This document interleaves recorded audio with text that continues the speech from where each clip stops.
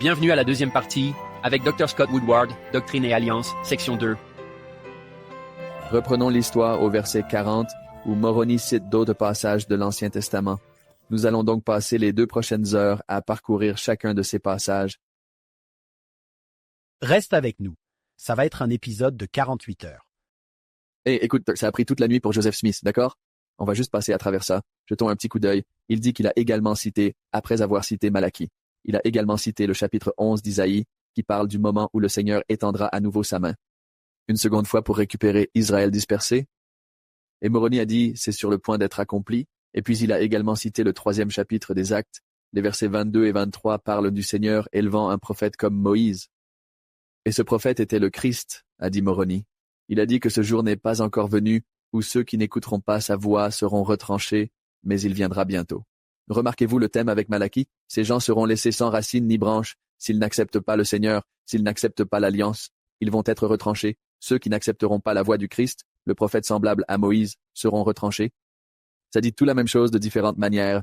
C'est à propos du fait que si tu ne choisis pas de faire partie de cette famille, tu n'auras ni racines ni branches, mec. Tu ne vas pas en faire partie. Et c'est une menace assez sévère. Il cite Joël 2, versets 28 à 30. C'est à propos de Dieu répandant son esprit sur toute chair. Il a dit, ce n'est pas encore accompli, mais sur le point de l'être. Et il a dit que la plénitude des gentils était sur le point d'arriver. C'est là que les gentils, au lieu des Juifs, deviennent les principaux gardiens de l'Évangile, les clés du royaume, etc. Il a également cité de nombreux autres passages des Écritures. Joseph a dit, je ne peux pas les mentionner ici. Oliver Cowdery l'a fait plus tard. Oliver Cowdery a appris de Joseph quels étaient ces autres passages, et il les mentionne. Je ne vais pas tous les passer en revue, mais on parle de Deutéronome, Psaume, Isaïe, Jérémie 1, Corinthiens. Plutôt que de les passer en revue un par un et de se demander comment cela se rapporte-t-il à ce grand thème. Je veux juste lire le résumé de 1842 de Joseph Smith, sa déclaration de synthèse de ce que Moroni a dit, qui est vraiment succincte. C'est dense. C'est une phrase qui, je pense, résume ce que tous ces versets signifient et fait vraiment un bon travail pour résumer l'œuvre de la Restauration. Voici ce que Joseph a dit, je cite, « Ce messager, Moroni, s'est proclamé être un ange de Dieu. Envoyé pour apporter les joyeuses nouvelles, premièrement, que l'alliance que Dieu a faite avec l'Israël ancien était sur le point d'être accomplie. Quelle est cette alliance? L'alliance selon laquelle, s'ils sont dispersés, ils seront un jour rassemblés à nouveau. Deutéronome 30. Deuxièmement, que le travail préparatoire pour la seconde venue du Messie allait rapidement commencer. Il y a les trucs d'Isaïe 11, il y a certains de ces autres passages. Troisièmement, que le moment était venu pour que l'Évangile dans sa plénitude soit prêché avec puissance à toutes les nations. Pourquoi? Il termine en disant qu'un peuple pourrait être préparé pour le règne millénaire. C'est la déclaration de thèse de la Restauration, tu ne crois pas? Juste là? C'est la saison pour, premièrement, rassembler Israël. Pourquoi? Pour préparer la venue du Messie. Comment?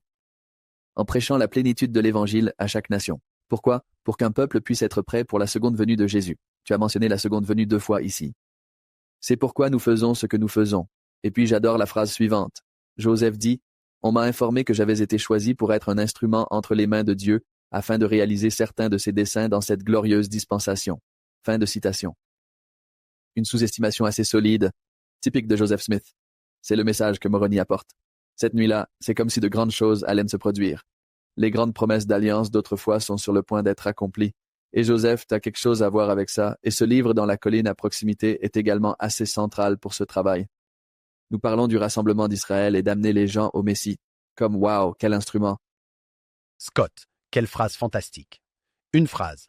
En tant qu'enseignant ou en tant que parent, tu pourrais utiliser cette phrase que tu as ajoutée. On m'a informé que j'avais été choisi pour être un instrument entre les mains de Dieu afin de réaliser certains de ses desseins dans cette glorieuse dispensation. N'est-ce pas une belle idée pour tout le monde? Ne serait-ce pas génial de dire ça à ton fils ou ta fille? Tu as été choisi pour être un instrument entre les mains de Dieu afin d'apporter la paix. Quelques-uns. J'adore comment Joseph l'a exprimé. Quelques-uns. Je ne suis pas le personnage principal. Certains de ses desseins dans cette glorieuse dispensation. Une petite bénédiction patriarcale, presque pour nous tous. Ouais. Associez cela avec le discours mondial pour la jeunesse du président Newton, je crois, en juin 2018, où il s'adresse à tous les jeunes de l'Église. Et il dit « Veux-tu faire partie de quelque chose de grand ?» La plus grande cause sur Terre, ouais, c'est le rassemblement d'Israël. C'est amusant de regarder le prophète, enseignez aux adolescents et faites-les s'enthousiasmer pour le rassemblement d'Israël. Et puis ça m'a frappé et je me suis dit, c'est ce que Moroni faisait. Moroni essaie de rendre un adolescent enthousiaste à propos de l'accomplissement des anciennes promesses de l'Alliance qui vont culminer dans la plus grande histoire qui on ne m'a jamais dit ça. Le président Newton dit simplement aux jeunes, c'est pour cela que vous êtes nés. Tu peux jouer un rôle important dans cela. Il dit, c'est pour cela que tu es né. Donc si tu veux parler d'eux, j'ai été choisi. Être un instrument entre les mains de Dieu pour réaliser certains de ses desseins, c'est vrai, pas tous ses desseins. Mais vers quoi te sens-tu guidé? Comment pouvez-vous aider à construire le royaume de Dieu et rassembler Israël dans les derniers jours en préparation du retour du Messie? Que pourriez-vous faire maintenant si vous ne vous sentez pas bien dans la vie? Si tu as un jeune qui dit « Tu sais, je ne sais pas de quoi il s'agit. Qui suis-je? Qu'est-ce que je fais ici? Quel est mon but ?» Ton esprit peut s'accrocher à cette idée. C'est pour ça que tu es ici. Donc, chaque enseignant de séminaire là-bas, chaque parent là-bas, vous répétez essentiellement ce moment dans la chambre de Joseph tous les jours. Allez, viens. Maintenant, tu vas adorer ça. Écoutez ces écritures. Et au fait, combien de fois doit-il l'entendre? Il doit l'entendre plusieurs fois. Ouais, on n'a pas besoin de passer en revue toutes les fois. Mais Joseph dit, la lumière s'est rassemblée autour de lui. Un conduit s'est ouvert. Il est monté dans le conduit, ce qui était incroyable. Joseph dit, j'étais allongé là, réfléchissant à la singularité de la scène, émerveillé par ce qu'il venait de dire. Et puis, bam, il revient encore. Et il a dit, il l'a répété encore, tout, je cite, sans la moindre variation. Et puis il a ajouté un petit peu, et puis il a ajouté un petit peu, et puis il est reparti, rassemblant le conduit de lumière. Et puis Joseph dit, les impressions étaient si profondes dans mon esprit que le sommeil avait fui de mes yeux. Et je suis resté là, submergé par l'étonnement. Ce que j'avais vu et entendu, et puis bam, il dit. Mais quelle ne fut pas ma surprise lorsque, de nouveau, j'ai vu le même messager à mon chevet, et il a dit les mêmes choses qu'avant.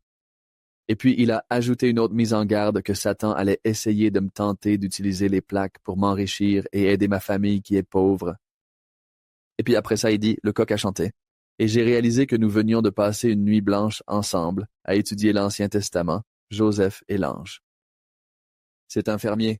Il doit se lever faire ses corvées avec son père. Son père dit, tu as l'air malade. Il répond, je ne me sens pas très bien. Il dit, pourquoi ne retournes-tu pas à la maison pour te reposer? Il essaie de sauter sa petite clôture près du verger de pommiers et s'évanouit. La prochaine chose dont il se souvient, c'était Moroni, au visage éclatant, le regardant et disant, Joseph, tes péchés sont pardonnés. Dieu a un travail pour toi. Il y a un livre enterré dans une colline à proximité. Il y a des passages incroyables de l'Ancien Testament que j'aimerais maintenant revoir avec vous. Il y a des avertissements, de grands jugements à venir. Ne laisse pas Satan te tenter. Et puis il ajoute une chose de plus. Il dit, maintenant, va dire à ton père tout ce que je t'ai dit. Et il va parler à son père. Et son père commence à pleurer, selon un récit, et il dit, va faire tout ce que l'ange t'a dit de faire.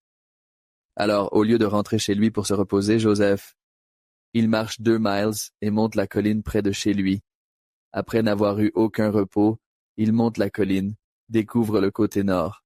Il a dit, sur le côté ouest du sommet, il y a une pierre sous laquelle j'ai coincé un petit bâton comme levier, et je l'ai soulevé. Il s'est avéré que cette pierre était en quelque sorte un couvercle.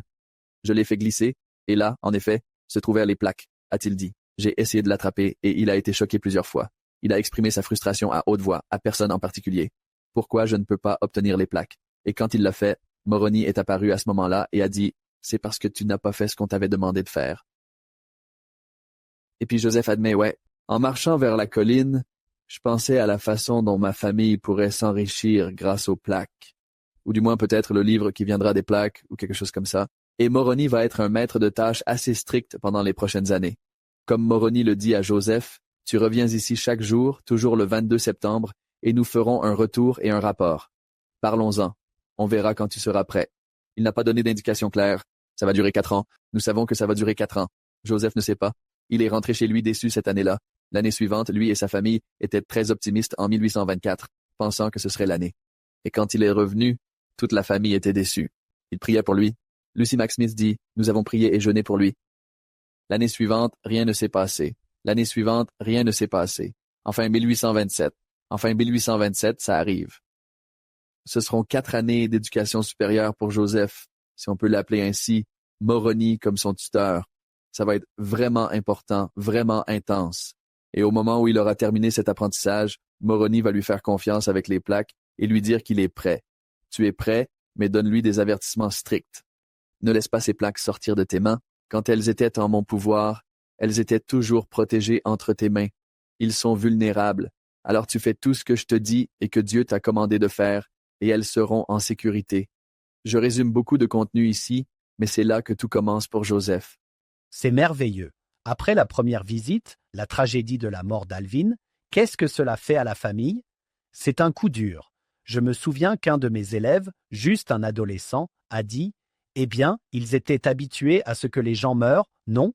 Et il a dit « Non, non, non, ils aiment leur famille, tout comme vous, je promets. Ce n'était pas « Eh bien, en voilà un autre qui s'en va. » D'après ce que tu as lu, les choses se passent bien. Écoute ce qui va se passer. Je pense, Alvin, Joseph n'a-t-il pas dit qu'il était enthousiaste? Il était un grand croyant. Ouais. Alvin meurt en novembre, le 15 novembre. Joseph rencontre Moroni en septembre, donc pas beaucoup de temps. Septembre, octobre, novembre. Même pas tout à fait environ 2 mois après que cela soit vraiment arrivé. Mais Alvin avait en fait cru à l'histoire de Joseph quand Joseph l'a raconté à la famille. Joseph dit même que parfois Alvin disait à tout le monde de se dépêcher et de faire leur corvée plus rapidement pour qu'ils puissent venir écouter Joseph raconter davantage sur certaines des choses qu'il avait apprises de Moroni. Alvin avait 25 ans. Sa mort a été dévastatrice. Il était fiancé pour se marier. Tout allait bien. Et il a eu, je pense, ce que nous appellerions des calculs biliaires. Ça ne l'a pas tué. Ce qui l'a tué, c'est que la famille a fait venir un médecin à la demande d'Alvin. Il dit « Je ne sens pas bien. Je pense que j'ai besoin d'un médecin. » Ils ont fait venir un médecin. Leur médecin de famille était absent. Et donc, ils ont juste trouvé un type, le docteur Greenwood, qui a immédiatement administré une forte dose de ce truc qu'ils appelaient calomel, qui est comme une poudre de mercure toxique qu'ils utilisaient pour les traitements médicaux jusqu'à ce qu'ils découvrent que c'était toxique. C'est ça qui va tuer Alvin. Ça va se loger dans son estomac. Ça va prendre quelques jours et Alvin se rend compte que ça va me tuer. D'autres médecins viennent t'aider, mais ils ne peuvent rien faire. Et Alvin, qui sait ce qui va se passer, appelle sa famille et dit « Voici mes derniers mots. C'est très touchant de traverser ça. J'emmène un groupe au tombeau d'Alvin, là dans le cimetière Swift à Palmyra. Je passe toujours en revue ces derniers mots à ses proches là-bas. C'est tellement émouvant. » Le médecin qui a pratiqué l'autopsie sur Alvin s'appelle Dr. McIntyre. Il a en fait utilisé cela comme un moment d'enseignement pour les jeunes médecins.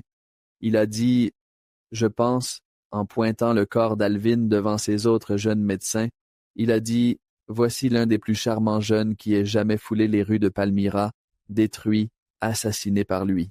De la main de qui on attendait du soulagement, rejeté de la surface de la terre par un charlatan négligent qui a même osé jouer avec la vie d'un semblable. Oh, les médecins, il dit, tu dois faire mieux que ça. » Cela dévaste la famille. En fait, pour souligner à quel point Alvin soutenait Joseph et sa mission, Lucie dit que il ne pouvait pas parler du livre de Mormon pendant un certain temps après la mort d'Alvin, parce qu'à chaque fois qu'il parlait du livre de Mormon, il pensait à Alvin, et le souvenir était trop douloureux. Cela ne va pas seulement les affecter pendant ces quelques mois, mais vous saurez que pour le reste de l'histoire de la restauration à l'époque de Joseph Smith, Alvin va jouer en arrière-plan. Il va y avoir des questions à propos d'Alvin. Qu'en est-il de ceux qui étaient de bonnes personnes, mais qui n'ont jamais été baptisés de leur vivant? Qu'en est-il de ça? L'une des premières personnes baptisées pour les morts dans cette dispensation est Alvin. L'un des derniers noms sur les lèvres de Père Smith alors qu'il meurt en 1840 à Nauvoo, c'est Alvin. Il a dit « Je vois Alvin », puis il est mort. Et donc, son souvenir ne sera pas seulement là comme un doux souvenir, et un souvenir douloureux. Mais cela va aussi mener à des questions théologiques vraiment importantes que Joseph Smith a. Cela mène à des révélations puissantes. Cela répond des questions vraiment délicates que nous avons tous sur les êtres chers perdus. Alvin devient le canal par lequel nous allons apprendre des choses vraiment puissantes sur les personnes que nous aimons et qui meurent. Et Scott? Bien que ce ne soit pas quelque chose que vous obtenez en lisant l'histoire de Joseph Smith, savoir que cette famille Smith a fait face à une tragédie si injuste. C'est-à-dire, comment l'appellerait frère Renlund? Une injustice exaspérante. Ce n'est pas juste qu'il ait dû mourir ici. Ils ont continué et cela a fini par devenir magnifique. Belle histoire de Joseph le voyant dans le céleste. Je ne peux pas imaginer. Ça te met les larmes aux yeux d'y penser. Oui, Joseph est rentré chez lui en courant. après avoir vu Alvin. C'était en janvier 1836, et le récit dit qu'il est rentré chez lui en courant pour dire à sa famille « J'ai vu Alvin ». Scott, une autre chose, et nous y reviendrons dans les épisodes suivants. Mais une autre chose majeure qui se passe entre 1823 et 1827 est l'arrivée d'une certaine jeune femme dans la vie de Joseph. Je pense que peut-être, en fait, la mort d'Alvin et la rencontre avec Emma Hale sont toutes deux significatives pour qu'il puisse prendre les plaques. Il grandit pas mal. Oui, dans l'histoire ici, en fait, après avoir dit qu'Alvin est mort, il avance instantanément de 2 ans dans le récit. Alvin meurt au verset 56, dans ce même verset, qui est 1823. Il dit ensuite, « Et au mois d'octobre 1825, bam, 2 ans. J'ai été embauché par un vieil homme du nom de Josiah Stowell. » Et il parle de comment Joseph Stoll avait entendu parler d'une mine d'argent qui avait été ouverte par les Espagnols, quelque part à Harmony, dans le comté de Susquehanna, c'est en Pennsylvanie.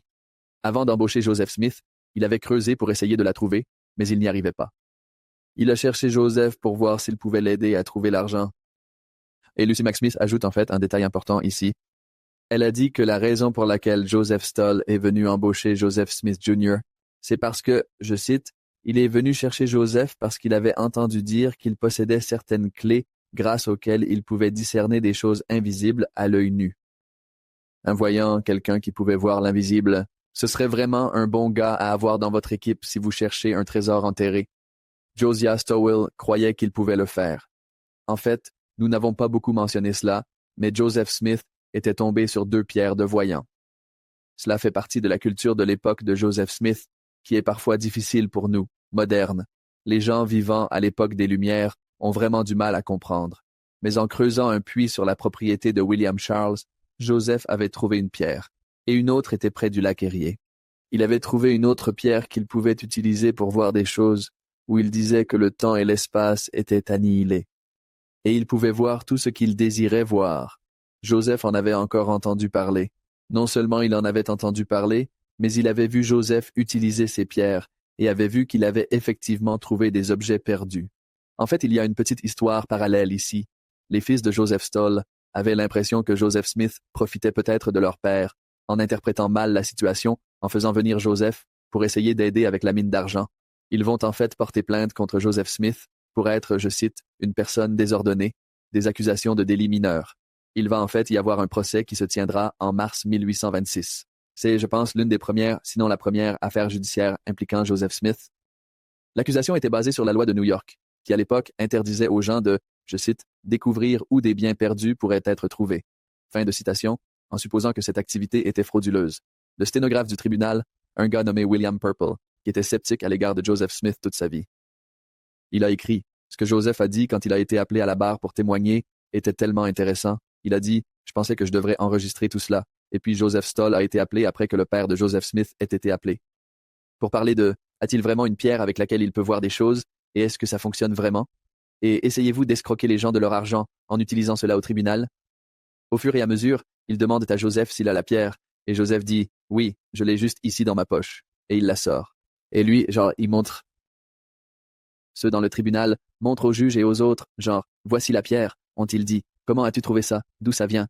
Et il a dit, il y avait une fille à Palmyra, nommée Sally Charles, qui avait elle-même une pierre de voyant, et j'ai demandé si je pouvais regarder sa pierre de voyant. Quand j'ai regardé sa pierre de voyant, j'ai vu cette pierre de voyant près d'une rivière à côté du lac Erie. J'ai demandé la permission à mes parents, si je pouvais aller la chercher. Et ils ont dit oui. Et donc, j'ai voyagé jusqu'au lac Erie, et je l'ai trouvé exactement là où je l'avais vu dans la pierre de Sally Charles. Je l'ai poli, j'ai regardé dans le chapeau, je l'ai regardé et je pouvais voir tout.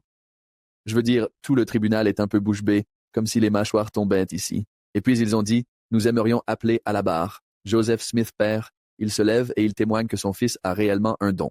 Il est comme, il ne plaisante pas, il peut vraiment voir des choses. Le juge incrédule appelle Joseph Stoll à la barre, il se lève et il jure. Je vais lire à partir de la transcription. Il a juré que le prisonnier, Joseph Smith Jr., possédait tous les pouvoirs qu'il prétendait avoir. Et il a déclaré qu'il pouvait voir des choses à 50 pieds sous la surface de la terre, aussi clairement que le témoin pouvait voir ce qui était sur la table du juge, et il a décrit de nombreuses circonstances pour confirmer ses propos. Et puis le juge dit à Josiah Stowell avec incrédulité, « Il dit, « Diacre Stowell, est-ce que je vous comprends bien en jurant devant Dieu sous le serment solennel que vous avez prêté, que vous croyez, le prisonnier peut voir, à l'aide de la pierre, à 50 pieds sous la surface de la terre, aussi clairement que vous pouvez voir. Qu'est-ce qu'il y a sur ma table? » Joseph Stoll dit, « Est-ce que j'y crois? » Est-ce que j'y crois? Non, ce n'est pas vraiment une question de croyance. En fait, je sais certainement et positivement que c'est vrai. Josiah Stowell. C'est comme dans les dossiers du tribunal. C'est incroyable. C'est pourquoi Joseph a volé l'un des Joseph de son équipe, parce que Joseph avait des pierres de voyant qu'il pouvait utiliser pour voir des choses invisibles. Dans le récit de Joseph, il dit, « Après avoir travaillé avec lui pendant 1 mois, j'ai finalement convaincu l'homme d'arrêter de chercher la mine d'argent. Il a dit, ce n'est pas ici. Et il dit, c'est de cette histoire que viennent toutes les rumeurs selon lesquelles j'étais un chercheur de trésors. C'est ça, juste là. » Scott, comment expliquerais-tu cela à un jeune? Qui ne comprend pas le monde dans lequel vit Joseph Smith? Ça nous semble tellement étranger, mais vraiment, je veux dire, depuis combien de temps les États-Unis sont-ils un pays? Ça fait 30 ans. George Washington vient de mourir. C'est juste un monde totalement différent. Oui, je l'explique comme ça parce que c'est comme ça que j'essaye de l'expliquer à mes élèves, que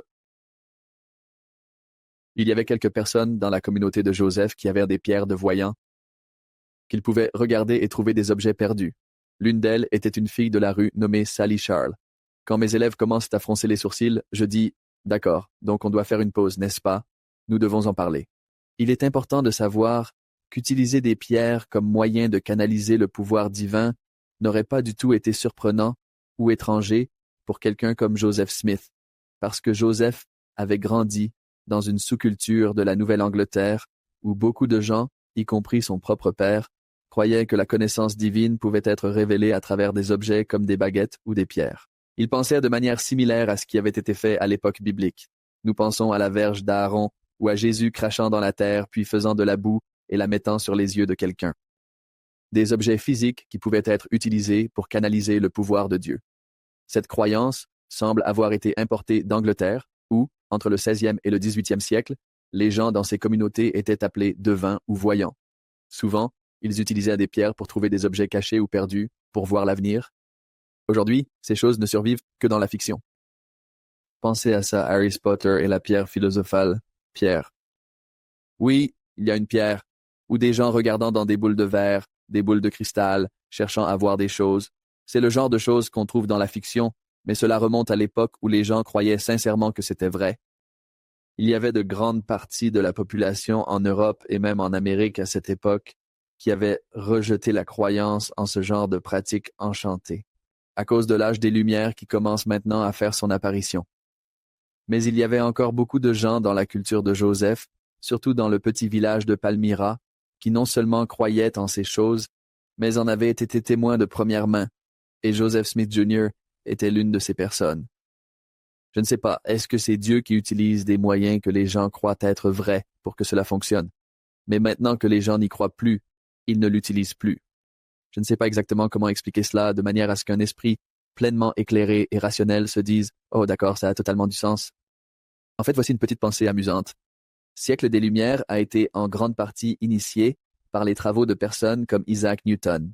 Et tu sais ce qui est drôle? Isaac Newton avait une pierre de voyant, mec. Il y a une biographie de lui intitulée Isaac Newton, le dernier sorcier. Il est juste là, comme la ligne de démarcation entre siècle de l'enchantement et siècle des Lumières. Isaac Newton croit aux pierres de voyant et il propose des équations mathématiques super cool. Et il ne les sépare pas comme étant différents. Ils sont tous les deux magiques. La seule chose qui me fait penser qu'il y a une quelconque légitimité dans l'utilisation des pierres de voyant par Joseph Smith, honnêtement, Hank et John, c'est le livre de Mormon. J'ai lu ce livre de nombreuses fois et c'est incroyable. Comment vous expliquez ça, vous? Je pense que c'est merveilleux. Je le fais. Je pense que c'est brillant. Le Seigneur utilise là où vous êtes. Le Seigneur vous rencontre là où vous êtes et dit « Je peux vous emmener ». Un bon enseignant peut remarquer où vous en êtes et proposer une série d'étapes pour vous amener là où il veut que vous soyez. Il vous rencontre là. J'aime ça. Ça me rappelle comment l'un des chercheurs des papiers de Joseph Smith, il s'appelle Mac Ashurst McGee, un type formidable. Il a dit « Il semble que ce que le Seigneur faisait avec Joseph, c'était de prendre un voyant de village local et de le transformer en son voyant un voyant de village avec un petit V, en un voyant avec un grand V, la bouche du Seigneur. Il avait donc ces dons innés, apparemment, que Moroni et le Seigneur allaient l'aider à affiner, pour faire l'œuvre de Dieu, et non plus pour retrouver des objets perdus. Mais qu'en est-il de restaurer des vérités perdues, de ramener des clés perdues, pour restaurer des personnes perdues dans la famille de Dieu? Qu'en pensez-vous? Et tu peux voir Moroni, n'est-ce pas, Scott, en train de le former. Allez, allez, laissez tomber. Arrête de traîner avec les chercheurs d'or. Ouais, ouais. Que dit Paul? Quand j'étais enfant, je parlais comme un enfant. Mais quand je suis devenu un homme, J'ai mis de côté les choses enfantines. En parlant de siècle des Lumières, j'aime ce que Heinck dit toujours. Regarde, si tu peux croire en ce plus grand miracle, ces petits devraient aller bien. Et quel est ce plus grand miracle, Heinck? si tu crois en la résurrection de Jésus, rien ne devrait te surprendre après ça. Un homme était mort, il est revenu. À la vie, ne va jamais mourir à nouveau, voyage apparemment d'avant en arrière depuis la planète. Tu crois en ça, et puis tu te dis, eh bien, cette histoire est un peu tirée par les cheveux. Vraiment? La résurrection de Jésus rend chaque autre miracle probable. Pas seulement possible, mais probable. Quand j'entends l'histoire de Joseph Smith, je pense que ça s'aligne parfaitement avec une histoire de résurrection. Ouais, je veux dire, on a parlé aujourd'hui d'un être ressuscité avec Joseph Smith dans sa chambre qui lui parle de tout ça. Que la résurrection ne se concentre pas seulement sur Jésus, mais comme la Bible et d'autres écritures nous disent, Jésus était les prémices de la résurrection d'autres personnes. Et voici l'une de ces autres personnes flottant dans la chambre de Joseph. C'est dingue tout ça. N'est-ce pas drôle, Scott, qu'on soit tellement habitué à cette histoire qu'on se dit « Oh ouais, c'est génial ». Un homme apparaît, il flotte.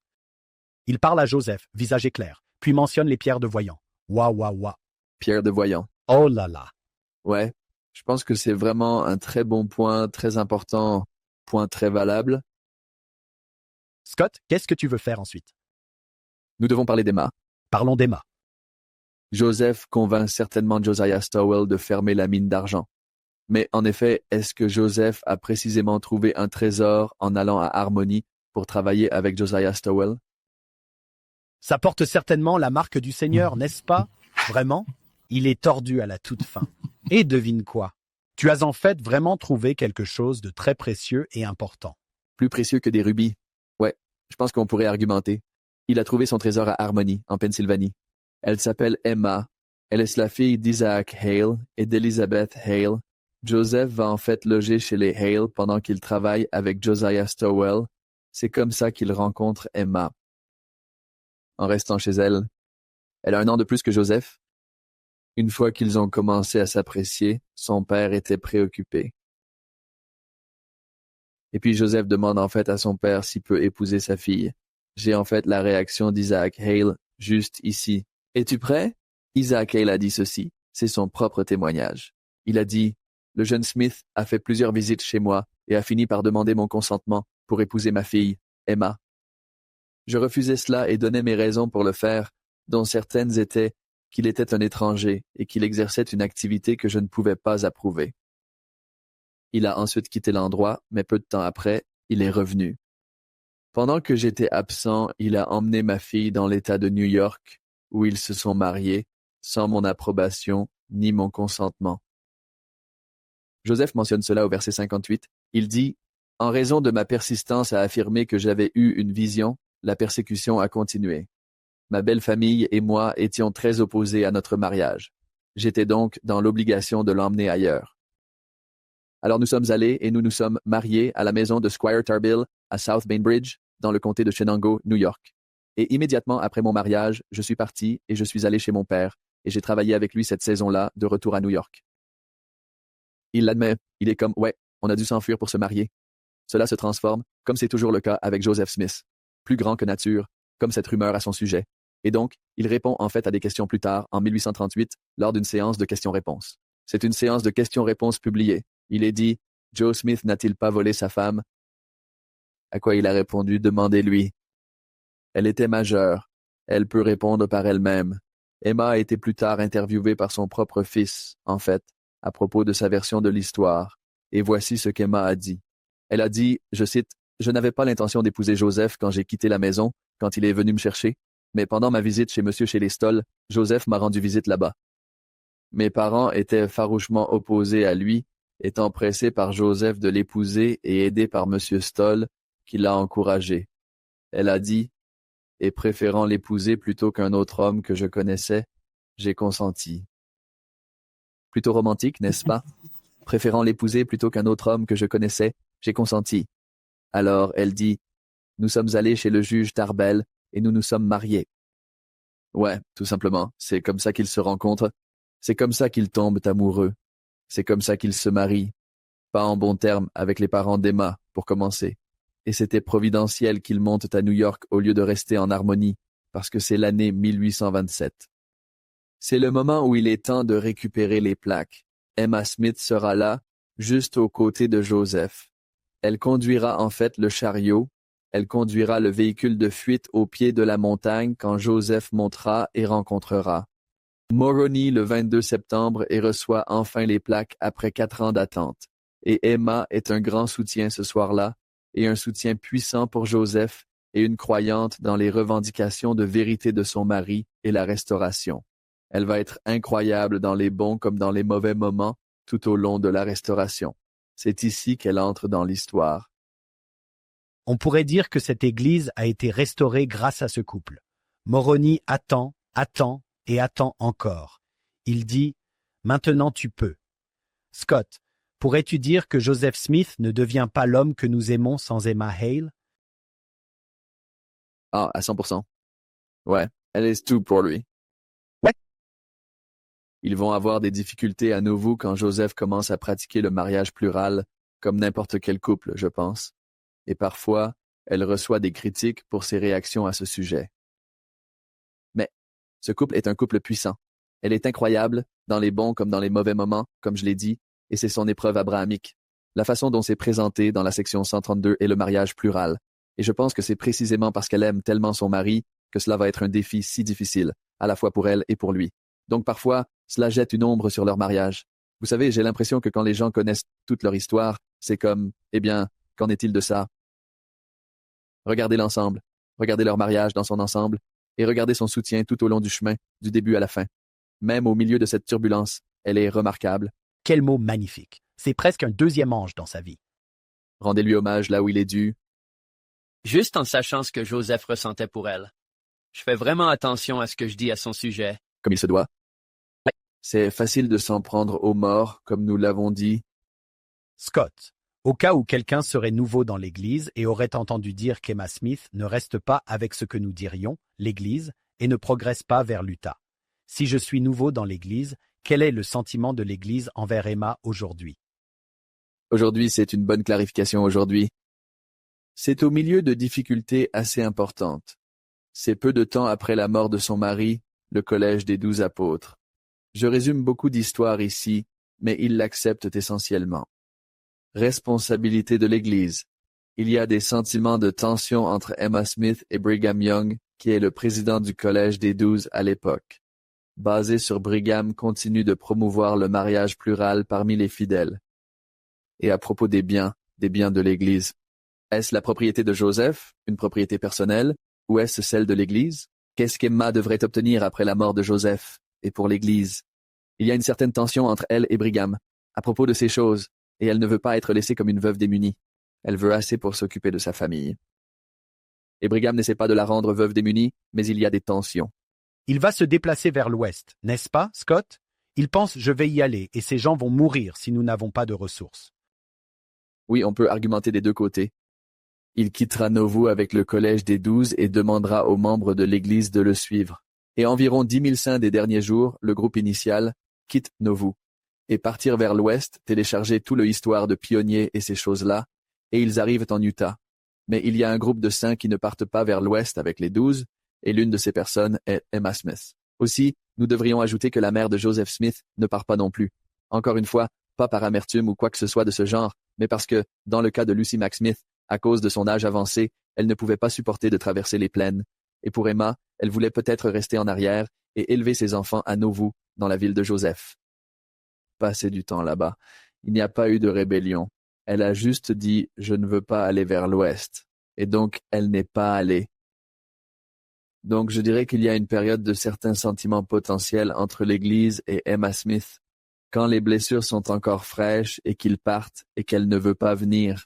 Il y a, je dirais, une période de rhétorique même anti-Emma, rhétorique. Mais j'espère qu'avec le temps, ces blessures se sont cicatrisées, et je le pense. Je pense que nous sommes dans une bonne situation maintenant. Je pense que nous pouvons regarder sa situation avec empathie. Nous pouvons voir où les choses allaient, mais à la fin de sa vie, elle est interviewée par ses fils, et ils lui demandent ce qu'elle pense de la vocation prophétique de son mari et de la véracité du livre de Mormon. Elle témoigne et veut qu'il soit consigné qu'elle croit que son mari était un véritable prophète de Dieu. Elle croit que le livre de Mormon qui est passé par lui était divin. Elle dit, je le sais parce que je connais Joseph et il n'aurait pas pu produire un livre comme ça. J'étais là, n'est-ce pas? Oui, j'étais là. J'ai écrit. Elle était l'une des scribes pour une partie du début du manuscrit du livre de Mormon. Et elle est convaincue, jusqu'à son dernier souffle, que ce qui s'est passé à travers lui était un miracle. C'était une œuvre merveilleuse et un prodige. Elle le savait, aussi bien que n'importe qui, parce qu'elle était en première ligne et a pu le voir de près. Je pense que nous devrions être tendres envers Emma. Je pense que nous devrions être prudents. Comme tu l'as dit, John, Joseph l'aime. Joseph tient profondément à elle, et jusqu'à son dernier jour, il a voulu être avec Emma pour toujours. Je pense que nous pourrions honorer leur mémoire en laissant cela se poser là. Je pense aussi. Scott, avant de vous laisser partir, parlez-nous de Martin Harris. John, nous nous souvenons qu'il y a presque 4 ans, Scott nous a guidés à travers la section 18 des Doctrines et Alliances et Martin Harris. Donc, nous allons un peu boucler la boucle ici. Scott, tu nous as parlé un peu plus tard de Martin Harris, mais raconte-nous les débuts de Martin Harris. On dirait qu'il est important. Je pense que tu pourrais faire valoir un argument. Martin Harris est important pour cette histoire. Ouais, cette histoire est tellement riche. Il dit, au milieu de nos afflictions, nous avons trouvé un ami en la personne d'un gentleman du nom de Martin Harris, qui est venu nous voir et m'a donné $50 pour nous aider dans notre voyage. Monsieur Harris était un résident du canton de Palmyra, dans le comté de Wayne, dans l'État de New York, et un fermier. Il le caractérise comme quelqu'un de respectable. Leur interaction commence en fait un peu avant cela. Joseph avait déjà travaillé pour Martin auparavant, et Martin l'avait trouvé un bon travailleur. Martin a environ le double de l'âge de Joseph. Il a environ 44 ans à cette époque. Il a dit que c'est quand il a découvert les plaques que Joseph l'avait fait venir. Il a spécifiquement demandé à Martin Harris de venir à la ferme. Il se posait des questions à ce sujet. Il était curieux. Il est venu à la ferme, et Joseph l'a pris à part pour discuter en privé et l'a emmené se promener, dit Martin, et lui a dit qu'un ange, une figure céleste, lui était apparu et lui avait dit que c'était l'œuvre de Dieu, et qu'il lui avait dit de demander à Martin Harris de venir l'aider. Il a dit à Martin Harris que l'ange lui avait dit de regarder dans l'Urim et Thummim et qu'il verrait l'homme qui lui aiderait dans ce travail. Joseph a dit, j'ai regardé dans l'Urim et Thummim et je t'ai vu, Martin. À ce moment-là, Martin a dit, attends un peu. Il a dit, Joseph, tu ne dois pas me blâmer de ne pas te croire sur parole. Il a dit, si le Seigneur me montre que c'est son œuvre, alors je suis heureux de t'aider comme tu le souhaites. Je te donnerai même de l'argent. Tu peux avoir tout l'argent que tu veux pour t'aider dans cela, c'est vrai. Plus tard, il va donner de l'argent. Il a dit, j'ai quitté la maison de M. Smith et je suis rentré chez moi. C'est Martin qui parle. Je me suis retiré dans ma chambre et j'ai prié Dieu de me montrer la vérité sur ces choses. Et j'ai promis que si c'était son œuvre et qu'il me le montrait, je mettrais tout en œuvre pour la présenter au monde. Il a dit, Dieu m'a alors montré que c'était son œuvre et que cela était destiné à apporter la plénitude de son évangile aux gentils pour accomplir sa parole. Il a dit, il me l'a montré par la petite voix douce qui parle à l'âme. Alors j'étais convaincu que c'était l'œuvre du Seigneur, et j'étais sous une alliance pour la faire avancer. C'est un peu l'histoire de Martin Harris, je pense que c'est important pour nous de le savoir. C'est qu'il a obtenu un témoignage indépendant de Dieu, que Dieu voulait son implication dans ce travail, et que le travail était légitime, avec une telle assurance spirituelle. Il donne à Joseph les $50, va à Harmonie, et j'aimerais venir voir comment le travail progresse un peu plus tard, si c'est d'accord. Et Joseph dit, nous serions ravis de t'accueillir. Cela prépare l'histoire quand Martin descend et dit, alors comment ça se passe? C'est vers février de l'année suivante. Et Joseph dit, eh bien j'ai copié certains des caractères des plaques, et je pense que ce que je vois dans l'Urim et Thummim est la traduction. Je n'ai aucun moyen de vérifier cela. Je ne sais pas si je fais ça correctement, C'est Joseph qui n'a pas été formé à traduire des documents anciens avec des pierres de voyant, et apparemment Moroni n'a pas laissé de manuel d'instruction. Donc, il essaie de comprendre tout ça. C'est à ce moment-là qu'ils ont l'idée ensemble de faire revenir Martin à l'Est et de le faire. Prendre les caractères avec la traduction en dessous et les montrer à des experts en langues anciennes. Et voir s'ils pouvaient vérifier que Joseph le fait correctement, premièrement, et voir s'ils peuvent t'aider avec la traduction. Peut-être que Joseph peut déléguer ça à des gens intelligents. C'est là que cette histoire commence à se développer. C'est là que vous obtenez l'histoire de Charles Anton. La partie de cette histoire que nous ne voyons pas souvent, c'est que Joseph se sent un peu insécure en tant que traducteur. À ce moment-là, il n'a que 22 ans. Il a 22 ans. Tout ce qu'il sait, c'est qu'il a les plaques et il a ses pierres, et d'une manière ou d'une autre, il est censé les faire traduire. Les faire traduire, peut-être qu'il pourrait déléguer, peut-être qu'il pourrait faire appel à d'autres personnes intelligentes qui pourraient l'aider. Ça semble être dans son esprit. Une fois que Martin y va et les fait vérifier, alors Charles Anton dit « Ceux-là sont légitimes. Mais ensuite, raconte-moi encore l'histoire de comment il les a obtenus. » Et il a dit « Oui, un ange l'a conduit aux plaques. » Et c'est à ce moment-là qu'il dit « Laissez-moi voir ce certificat. » Et il le déchire. Il dit « Il n'y a pas d'ange de nos jours, mais si vous m'apportez les plaques, je les ferai traduire. » Au fait, des années plus tard, on demande à Charles Anton à propos de cette version de l'histoire de Martin Harris. Et il dit « Ce n'est absolument pas vrai. Ce n'est pas ce que j'ai dit. J'ai dit il se fait berner et ce gamin le trompe. Et que s'il continue avec ce type, il va perdre beaucoup d'argent. » Martin Harris réplique et dit « Ce n'est même pas proche de ce qu'il dit. » Donc, nous avons ces deux histoires divergentes. Il n'y a aucun moyen pour toi ou moi de dire laquelle a réellement eu lieu. Mais ce que nous pouvons dire avec certitude à partir des archives historiques, ce sont les actions de Martin Harris. Ce que nous savons avec certitude, c'est qu'une fois qu'il est revenu de son interaction avec Charles Anton, il était plus convaincu que jamais que Joseph Smith était légitime et que ce travail venait de Dieu. Et il le montre en passant du temps en tant que scribe pour Joseph. Et puis il le montre encore plus lorsqu'il s'agit de financer la publication du livre de Mormon en hypothéquant sa ferme. Cet homme est convaincu que Joseph Smith dit la vérité, malgré les défis qui viendront de sa femme, Lucy, qui continue de le pousser et d'essayer de le faire arrêter de fréquenter Joseph Smith, et malgré la persécution qui vient à lui, alors qu'il s'implique avec ce gamin, il commence à perdre de la respectabilité dans la communauté, il va perdre de l'argent. Il va y avoir des problèmes qui vont lui arriver. Et pourtant, jusqu'à son dernier jour, il est convaincu que c'était vrai. Il deviendra, en fait d'ailleurs, effectivement, l'un des 3 témoins des plaques. Il deviendra véritablement l'un de ceux qui ont vu l'ange et entendu, de manière certaine, la voix de Dieu. Témoigner que les plaques ont été traduites par le don et le pouvoir de Dieu. Il sera un pilier inébranlable dans la restauration en termes de son témoignage du livre de Mormon.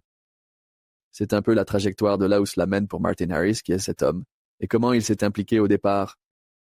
Donc Harris va voir Anton et il lui dit « Il m'a dit que c'était une affaire légitime. » Anton dit plus tard « Oh non, je ne l'ai pas fait. » Mais quand on regarde Martin quand il quitte le bureau d'Anton, il est prêt à donner et à partir. Ça vous pousse un peu à pencher vers l'histoire de Martin, n'est-ce pas? Je pense que oui.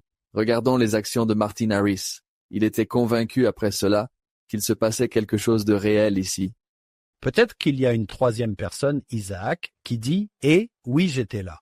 Oui, je l'ai vu. » Oui, j'ai tout vu. Oh mec, oh il y a tellement de choses à dire. Voilà, c'est juste sans fin. Et John, peut-être qu'on peut faire le lien avec l'épisode qu'on a fait avec Dr. Joe Spencer sur 2 Néphi 27. Oui, on peut relier tout ça ensemble. Et tu as raison. Scott, combien d'histoires avons-nous parcourues aujourd'hui? Quel pourcentage? Beaucoup de choses manquées, beaucoup de choses sautées. Mais pour être juste, Joseph survole aussi beaucoup l'histoire ici, dans son récit. Donc nous suivons son exemple. Nous survolons avec Joseph. Mais oui, il y a beaucoup ici. Et je recommanderais à quiconque veut approfondir l'histoire de cela, l'histoire précoce de Lucy Mack Smith ici est géniale. D'autres personnes qui ont été impliquées dès le début étaient Joseph Knight Sr. Il enregistre son propre récit de ce qui s'est passé ici. Joseph était resté chez lui pendant qu'il sortait aussi avec Emma. Il est juste au nord, à Colesville, New York. Je veux dire, oui, Martin Harris. Cette interview dont je lisais un extrait, où il raconte son histoire, c'est une interview de 1859 avec Joel Tiffany. Donc, si vous cherchez simplement sur Google l'interview de Joel Tiffany, Martin Harris, 1859, vous pouvez lire tout le document. Il y a beaucoup de choses ici qui sont vraiment agréables à lire. En fin de compte, je pense que c'est vraiment fortifiant pour le témoignage, honnêtement. D'une certaine manière, nous pourrions comprendre comment Moroni s'est senti l'année dernière. Je ne peux pas te dire un centième de ce que j'ai. J'aimerais partager plus avec vous. Scott. Te connaissant, je pense qu'on pourrait s'asseoir, honnêtement, pendant des jours, voire des semaines, et parcourir ces histoires. Il y a tellement de choses ici. C'est difficile de raconter certaines histoires, pas les autres. Ouais. Donc aujourd'hui, nous allons juste devoir dire, espérons-le, que c'était agréable. Sachez qu'il y a plus ici si vous voulez creuser davantage. Et allez certainement consulter les documents de Joseph Smith et découvrez les ressources qu'ils ont là-bas pour explorer. Plus d'histoires sous-jacentes à cela aussi? C'est juste tellement amusant. C'est tellement amusant. Tu as parlé de ramener des groupes. J'ai ramené des groupes et je pense qu'ils sont choqués que je puisse parler tout le temps. Avons-nous du temps dans le bus? Oh, attends, avons-nous du temps après le dîner? Oh, attendez, tout le monde se lève tôt, 5h30. Le matin? Parlons un peu plus. C'est magnifique. Ouais. Tu parles tout le long du trajet en bus, jusqu'au site, puis tu descends, et tu dis, cherchez ces choses et rejoignez-moi ici à cet endroit. Parce que j'ai encore plus de choses à te raconter. Et c'est excitant. C'est tellement amusant. Tellement bien. John, tu te souviendras, Scott nous a fait imaginer le Seigneur, avec Martin front contre front. Je sais ce que c'est que de se sacrifier pour le salut des autres. Martin, Vance la ferme. Oh, Scott Woodward, quel enseignant. Nous parler de Martin Harris, quel homme. La section 19 est. Et nous n'aurions pas la section 19 si ce n'était pas pour Martin Harris. Il y a un autre clin d'œil. Nous avons appris de belles choses de cette section. Je suis sûr que ces gens dans le monde des esprits sont très occupés et qu'ils ne prêtent pas beaucoup d'attention à cela. Mais je pense qu'ils seraient heureux de ce que tu as fait ici aujourd'hui, Scott. Tu nous as guidés en parlant de ces âmes les plus merveilleuses, Alvin et Martin, Emma. Joseph, je ne te remercierai jamais assez. Je pourrais écouter Scott enseigner, John, toute la journée. Toute la journée. Je suis sûr qu'il y a des auditeurs qui disent « Ne t'arrête pas, arrête pas ». Ou avoir la version étendue.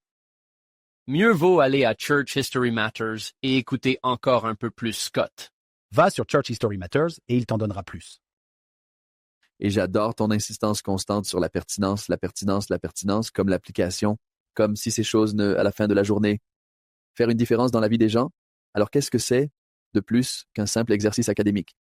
J'apprécie vraiment ton attention à aider les gens à voir comme, d'accord, oui, ce sont des prophéties anciennes, et oui, c'est quelqu'un qui a vécu, peu importe, il y a 100 et quelques années. Mais écoute, ces principes peuvent vraiment bénir ta vie. Donc, juste un rappel qu'aujourd'hui, en étant ici avec toi, merci de nous aider à comprendre comment cela se concrétise réellement dans la vie de personnes normales, de vraies personnes comme nous. Ce sont nos gens. Notre tribu, je me sens connecté. En partie, Scott, je me sens connecté à eux parce que je suis entièrement engagé dans le même travail. Quand je joue mon petit rôle, je travaille avec ces gens-là. Ce sont mes gens. Je pense que c'est l'histoire, n'est-ce pas, de la théologie que nous venons d'aborder dans la section 2. C'est que tu prends du recul et vois l'ensemble du tableau de la restauration. Et Joseph dira cela plusieurs fois dans sa vie. Il dira, les gens de l'autre côté travaillent avec nous pendant que nous travaillons ici. Il est facile de perdre de vue cette image. Ce mouvement est plus grand que nous, ceux qui sommes ici dans le monde des vivants. En fait, nous sommes largement surpassés en nombre dans le pays des morts, pour juste se rappeler que nous faisons partie de quelque chose de grand. Comme l'a dit le président Nelson, que cela nécessite tous nos meilleurs efforts et que nous avons été appelés aussi à réaliser certains des desseins de Dieu ici, peu importe ce que cela pourrait être.